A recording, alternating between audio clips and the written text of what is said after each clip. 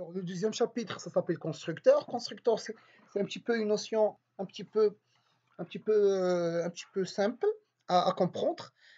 Constructeur, il permet d'instancier les attributs d'une classe. Alors, c'est la place où c'est la place où on initialise les attributs d'une classe ou bien d'un objet. Alors, ce qu'il faut savoir, que ce Java initialise par défaut les attributs d'un objet, comme suivant. S'il s'agit d'un int ou bien un long, on initialise par 0. S'il s'agit d'un double ou bien un float, c'est 0.0. Boolean, par défaut, un false. Un objet, de façon générale, il va être initialisé par nul. String est un objet, donc automatiquement, il va être initialisé par nul. Alors, la création de l'objet se fait dans le constructeur, où on initialise les différents attributs. Le constructeur, syntaxiquement parlant, le constructeur porte le même nom que la classe. Alors, deux types de constructeurs à distinguer. Il y a ce qu'on appelle le constructeur par défaut ou default constructor. Il y a aussi le constructeur avec argument. Alors, le constructeur par défaut, il n'a pas de paramètres d'entrée. OK? Et le constructeur avec argument, il a des inputs. Alors, si le programmeur n'a pas mentionné le constructeur, automatiquement le compilateur va coller un constructeur au sein de la classe automatiquement. Et on pourra avoir plusieurs constructeurs, comme c'est le cas personne ici, ça c'est un constructeur qui porte le même nom que la classe. C'est un constructeur par défaut puisqu'il n'y a rien comme paramètre d'entrée. Celui-là, c'est un constructeur avec argument. Il a un seul attribut, âge. On pourra avoir un autre constructeur avec deux attributs, âge et le nom. Un autre attribut avec l'âge, le prénom. On pourra avoir avec simplement le nom, le prénom, etc., etc. C'est ce qu'on appelle la surcharge de constructeur. Surcharge de constructeur, ça veut dire quoi? Ça veut dire, je vais ajouter d'autres constructeurs qui contiennent des attributs, des inputs différents. Okay. Alors, ça, c'est un exemple de constructeur. Donc, on a une classe personne. Alors, ça, c'est un constructeur par défaut puisqu'il contient le même nom que puisqu'il est le même nom que la classe, mais, ça syntaxiquement parlant, mais il ne porte pas d'attribut. Ça s'appelle un constructeur par défaut. Voici le premier surcharge du constructeur. Ça s'appelle âge. Et il a un attribut âge. Deuxième surcharge et troisième surcharge. Alors, ici, je veux quand même faire une petite distinction. Alors, il y a quand même, ici, vous voyez int âge et ici int âge. Donc, normalement, il a un conflit. Par exemple, lorsque je suis au sein d'un constructeur, et je dis âge, automatiquement, il va pointer sur cette variable-là, sur l'âge la plus proche, c'est celle-là. Mais si vous voulez pointer sur l'âge en haut, c'est 10.âge. Donc, ce qu'on va faire, c'est 10.âge égale à âge. Donc, ça permet d'injecter la variable âge ici dans l'âge en haut. Effectivement d'initialiser la variable âge en haut. La même chose, âge, donc je récupère ce qu'il y a dans le âge en haut, dans le paramètre, et je vais l'injecter au sein de l'âge, le vert, ça veut dire celui-là. La même chose avec le nom, la même chose avec l'âge, le nom et le prénom. Donc ça permet effectivement surcharge, mais en plus de ça, ce qu'on appelle le shadowing. Shadowing, ça veut dire quoi? Ça veut dire qu'il y a un shadow entre ces deux attributs, le âge et le âge. Maintenant, pour faire la distinction, c'est le en haut, ça s'appelle 10.âge. Celui-là, ça s'appelle âge. Alors, par la suite, on va voir un petit exemple. Alors, on va voir comment créer une commande qui contient référence totale et total payé. Ça, c'est déjà fait dans dans le premier exemple, mais on va le refaire. Mais cette fois-ci, on va faire un constructeur par défaut qui permet d'initialiser les attributs. Par la suite, un autre constructeur avec argument qui initialise, mais différemment, en utilisant directement les attributs. Alors, on va créer une méthode présentez-toi qui affiche les informations de la commande et on va instancier l'ensemble des attributs via soit le constructeur par défaut, soit le constructeur avec argument dans la classe commande test. Alors, je vais faire mon deuxième exemple. Donc, je vais faire new, Java with ants, Java application. Alors, exemple 2. Ça, c'est le deuxième exemple. Alors, je vais faire ma commande. Donc, commande.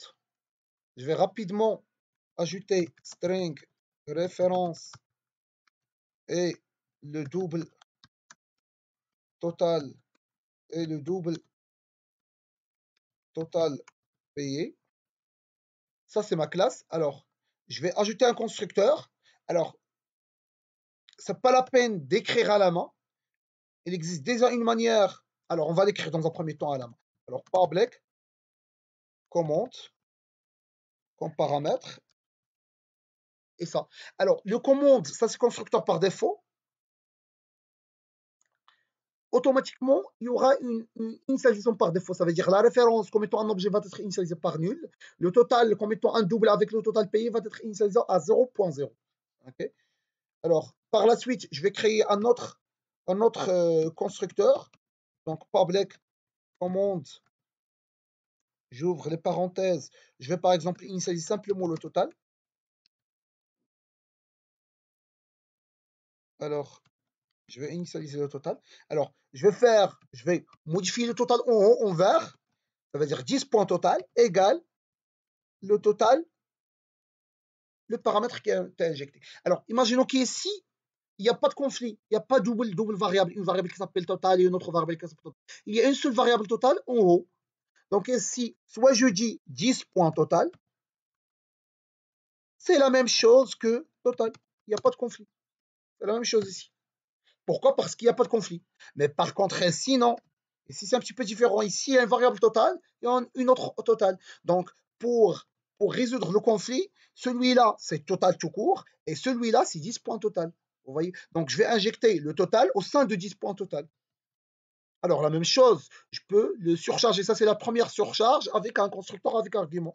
Je peux faire une autre surcharge avec string référence et le total.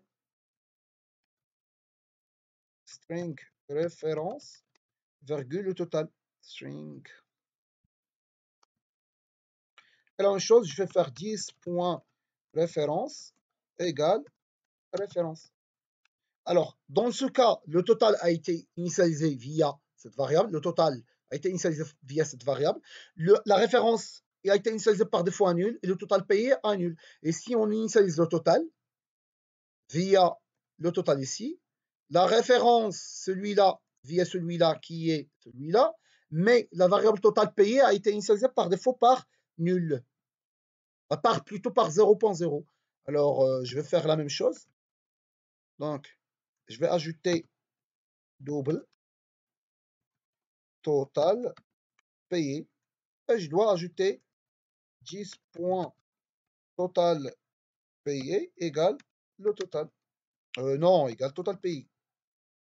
Total payé. Et je vais faire un point virgule. Donc ça, c'est le premier constructeur avec 3 surcharges. C'est ce qu'on appelle surcharge. Surcharge, ça veut dire quoi? Ça veut dire que c'est le même constructeur, mais soit j'ajoute d'autres attributs. Okay, ça, c'est le premier avec un seul attribut, ça, c'est avec 2 attributs, ça, avec 3 attributs. Alors, on pourra faire ça facilement. Donc, je vais éliminer tout ça. Je clique sur Alt insérer. Alors, si j'ai Alt insérer et je vais faire Getter Inserter, je sélectionne en haut et je fais Generate. Ou bien, si je veux pas faire Alt insérer, une méthode un petit peu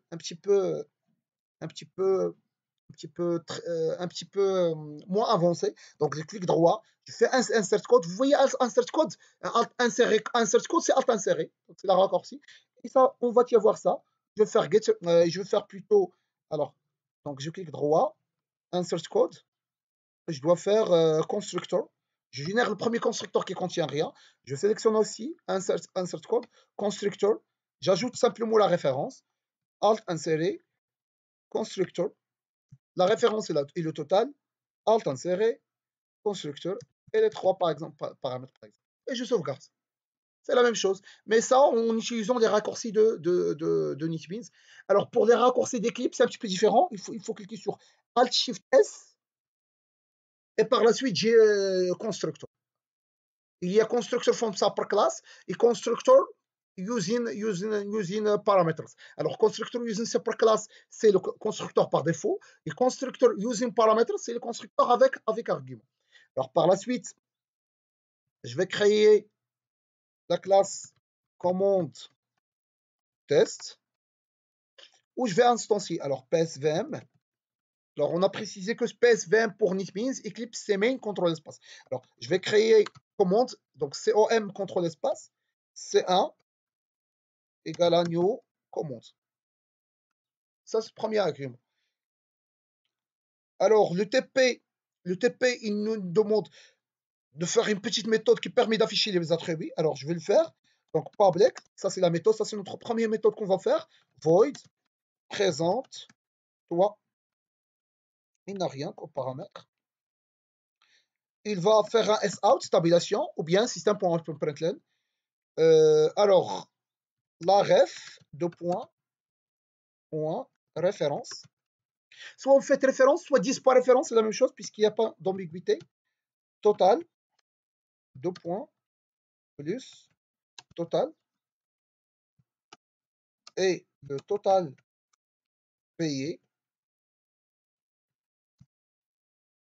plus, total payé.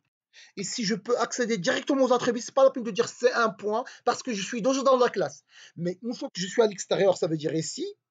Si je veux afficher, par exemple, la référence, je dois dire c'est un point référence et non pas directement référence.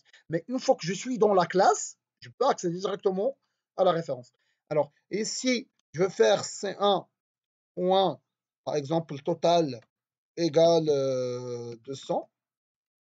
Alors, si ici je fais C1 point présente-toi, puisque présente-toi c'est une méthode de C1, automatiquement le total va y avoir la valeur de 100, c'est vrai, mais la référence elle a été initialisée par défaut par Java par la valeur nulle et total payé avec la valeur 0.0. Alors, je vais construire un autre objet, C2.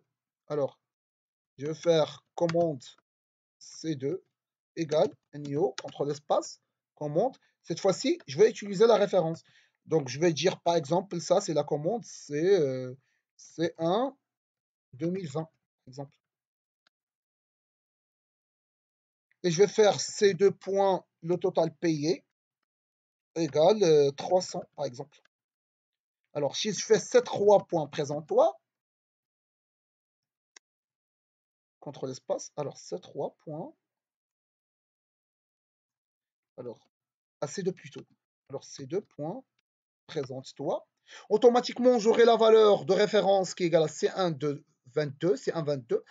Le total égale à 0.0 puisqu'il est utilisé par défaut par Java. Par contre, le total payé égale à 300. Alors, maintenant, je vais initialiser avec tous les attributs. Donc, commande C3 égale new commande. Cette fois-ci, je vais utiliser par exemple tous ces attributs. Alors, je vais initialiser à la fois, alors C2 par exemple 20, 20, 20, 20. Alors, tabulation, alors 100 dirhams. Le total payé, c'est 30 par exemple. Et directement, je vais faire C3 point présente-toi. Je clique, je vais exécuter mon projet. Il m'affiche, alors pour le premier, la référence n'a été pas initialisée, donc ça vaut nul. Le total, il est de 100, mais le total payé, il est 0.0. La référence pour l'autre, c'est 1 20. Le total, il n'était pas initialisé, donc 0.0. Le total payé, c'est 300. L'autre, tous les attributs ont été initialisés, donc c'est de 20, 100 et 30. Alors, pour la correction, alors voilà la commande. Elle contient le premier constructeur, premier surcharge, deuxième surcharge, avec la méthode présente-toi. Par la suite, on a instancié une commande avec 0 attribut. Par la suite, je fais appel à la méthode présente-toi. Une autre commande avec 2 attributs. Je modifie le total payé et j'affiche la présente-toi. Et je vais faire une troisième commande où je vais remplir l'ensemble des attributs et je fais appel à la méthode présente-toi et je vais avoir l'ensemble des attributs qui ont été affichés dans mon console.